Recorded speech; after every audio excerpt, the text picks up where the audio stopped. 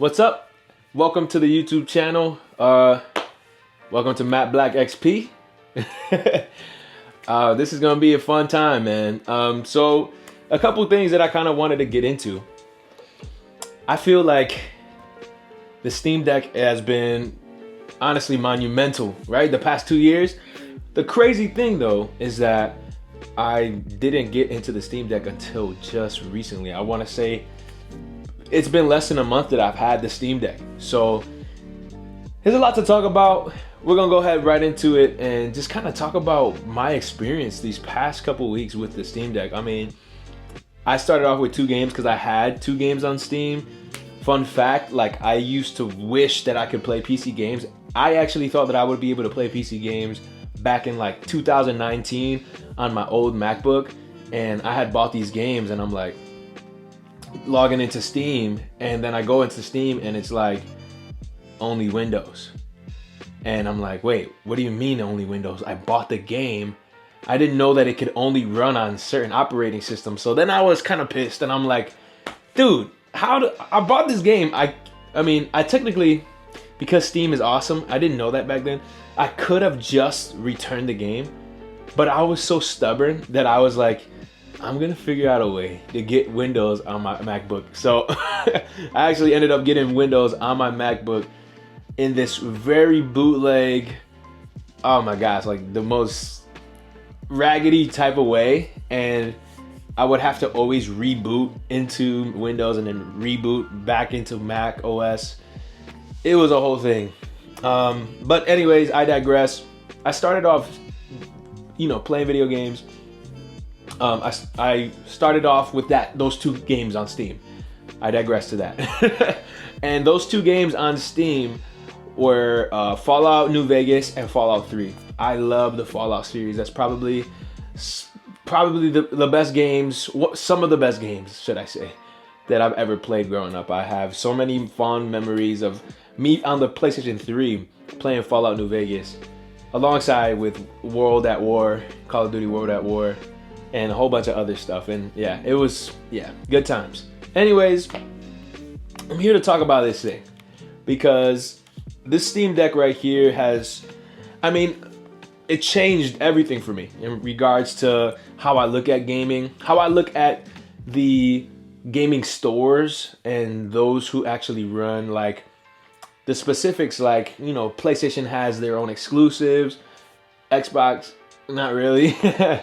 And, Nintendo for sure has their own exclusives, and they have, every library, right? Every library doesn't necessarily go into the next gen. So like I can't play backwards compatibility. I can't like have backwards compatibility with my PlayStation 2, my PlayStation 1 games to my PlayStation 5. Not even my PlayStation 3 can run on my PlayStation 5 unless I bought digital versions of my game. And even then, there's no digital versions of the PlayStation 2 or PlayStation 1 games. I don't even think there's really a lot of PlayStation 3 games. There might not even be any on the PlayStation Store that you can buy.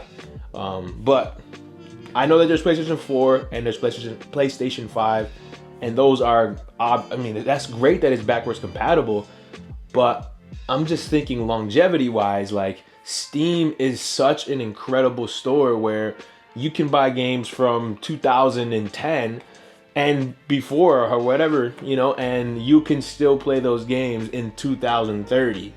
And whenever the next generation of those consoles come out, or whenever the next generation of games come out, should I say, because this is PC gaming. This right here is PC gaming. It's not like consoles they change every 7 years, 5 to 7 years or whatever. And like those consoles, the games you buy from them are not gonna always translate to the next gens, or and you're always gonna have that worry of like, man, is my library technically dying and I have to go back, I have to keep all of these giant reserves of consoles just so that I can play the old games that I used to love. That's what I love about PC.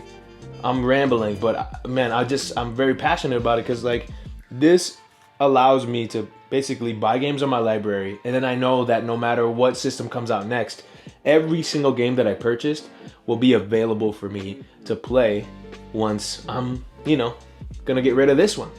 And yes, I did pick up the Steam Deck LCD model. I actually bought this off of Facebook Market from someone. And this is fairly recent. I mean, I was always, the handheld mode, this was always what I was using for any handheld games. Which, I'm gonna be honest with you, I prefer handheld games. I prefer to play all of these games in handheld mode, such as Hollow Knight, Stardew Valley, and all of these games that are more indie. There's some AAA games that I have, like Dishonored, and games like that are more AAA that I have on the Steam Deck, which can run flawlessly. And I know that the Nintendo Switch can run games like Red Dead Redemption and The Witcher 3, Skyrim, which all of those titles can also work on the Steam Deck. But the thing about the Steam Deck that just makes it so much more it's crazy, it's monumental for me, is because of how powerful this thing is. Let's be honest here. 7 years later, this Nintendo Switch is not the strongest device, the most powerful device that you can have in 2024. Let's be honest here. But this right here, being only 2 years old, came out in 2022. This is really an incredible system. It's honestly able to do so much. 90% of the Steam library is gonna be able to be played on this device, and I'm okay with that because I'm not looking to play every single title, every single AAA title. I mean, as much as I like Black Myth Wukong and I do have it on my PlayStation 5, I'm not gonna try and run it on my Steam Deck. Why? Because the Steam Deck is more honestly for indie games, for more Metroidvania type of games. And I mean, Balatro, if you guys ever played that game, it's so freaking fun. And then you got games like Rooftops and Alleys, like all of these early access games that's an entirely different conversation as well, that you can play. You cannot play, should I say, you can't play them on something like this that gets all of the indie games way later after they come out. This basically is like the hand-me-down indie game handheld device, because every other, obviously we have the Rogue Ally X and all of these other Lenovo Windows handheld devices, and they're able to run all of those games that I just mentioned. But this is really the hand-me-down device, because this is now becoming, honestly, Nintendo's never gonna go out of business, because the Nintendo Switch is obviously an incredible console, and that's why I still have one. And I never bought the OLED version because I never saw a reason, besides it being a bigger, or besides the bezels getting a little bit smaller and the screen being brighter. That's not a big deal. That's why I also got the LCD model of the Steam Deck, because I mean, I do eventually want to get a OLED model of the Steam Deck. When the next one comes out, I do want that model. I don't think they're gonna continue with LCD, unless they're gonna kind of do the same thing they did here, where the LCD model comes out first, and then later down the line they're gonna come up with an OLED display device. But I mean, honestly, will I probably still buy the LCD model if they come out with the Steam Deck 2 and it's an LCD model? Yeah, I don't see a reason to wait 2 years and then get the OLED version. Whatever. Another topic. But I feel like the Steam Deck library is just so vast, and the Steam Deck's able to run 90% of the games. And I'm not really somebody who plays all of these crazy titles that are gonna make the fans basically go at 10 miles an hour trying to keep up with the crazy game. That's it, and it's really changed my whole thing. Like, I had such an incredible, for me, and for my experience personally, the Nintendo Switch was a monumental device. Before I ever played the Steam Deck, this thing right here was honestly it's what made me love gaming again, if I'm being honest. It was what made me love gaming again, because I remember, feeling like the next gen gaming, even when I first bought the PS5 and, all that, like, it was awesome and it was fun, and I mean, yeah, great graphics. You can see all of these, incredible details in the game that you never could see before, not in the PlayStation 4 or before that. Like, you see all of these minuscule details, but then I started to feel like that's all that mattered. Like all the games now, it just was like, okay, what looks the most realistic, and what can now surpass. And there's gonna be a point in time where surpassing the realism of a game and getting all of these god rays and ray tracing or whatever it is that these gaming companies are now trying to do to make things look more realistic, is going to be a point where it's not necessarily going to really make gaming feel any better or feel any different. And that's what I love about games like that are maybe on the shorter side, games that are a little bit more simplistic, games like Hollow Knight. If you've ever played that indie Metroidvania style kind of game, like those games are becoming super popular. It just plays really well. The story's incredible. There's a lot of mechanics, and there's so much replayability.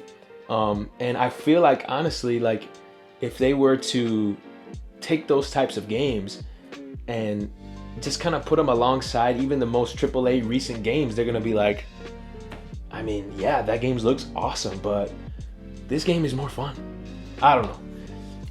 That's just me personally. I'm just speaking my opinion. But yeah, there's even other games like that are just more for fun. It just gives you nostalgia. Like this game that's in early access on Steam. It's in early access on Steam, and it's called Rooftops and Alleys. And it's like this character or this game where you're basically doing parkour around all of these incredible fun environments. And I mean, it doesn't get more fun than that. If you've played Skate 3 or any of the Skates and Tony Hawk games, then it's kind of like that kind of feeling. And I miss those old games, those concepts. And I feel like, it does have nice graphics. I'm playing it at 60 frames on my Steam Deck. And, it's super fun. But the graphics are not necessarily the thing that I'm coming back for. It's the mechanics. It's the fun gameplay. It's just how intuitive the game is. It's so fun. And I think that's what's missing from a lot of games. And I don't see myself buying many games on my PlayStation or on my Nintendo Switch anymore. Even though I will say all of the Nintendo Switch games like Breath of the Wild, you got, Mario Wonder and, Luigi's Mansion and all these, like those games are awesome. I love them. But there's those are the only reasons why I come back to those consoles, because they exclusively have that content. Whereas the Steam Deck, I'm able to take that, and even PlayStation has released God of War Ragnarok on there. They've released the God of War. They've released the Uncharted series on there, Tomb Raider. There's a lot of Sony games that are now available on the Steam Deck, which is super awesome. And it's allowing me to really reconsider my buying process. Do I buy it on my PlayStation still, these games, or do I purchase them on Steam? Because although I don't have a gaming computer right now, I just have a Mac Mini, like eventually when the next generations of consoles come out, am I gonna buy a Steam Deck or am I gonna buy a gaming PC, or am I gonna buy the new PlayStation 6? And these are things I'm highly thinking about, because yeah, when GTA 6 comes out, I might just buy a gaming PC to play GTA 6, because I know that it's definitely not going to be able to be played on the Steam Deck. It probably will be able to play at like 5 frames per second, because that game's going to be massive. But yeah, I definitely am thinking like, am I going to sell my PlayStation 5 and start playing all of my games on Steam, and am I going to fully transition to Steam?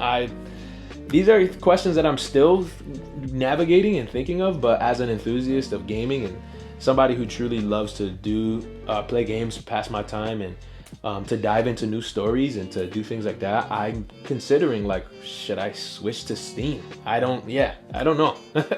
You guys can have conversations in the comments. Let me know what you guys think. Like, is Steam like, honestly, are you gonna start switching your libraries to Steam? And I know that's a hard thing to think about with somebody for myself who's only been a console gamer for the longest.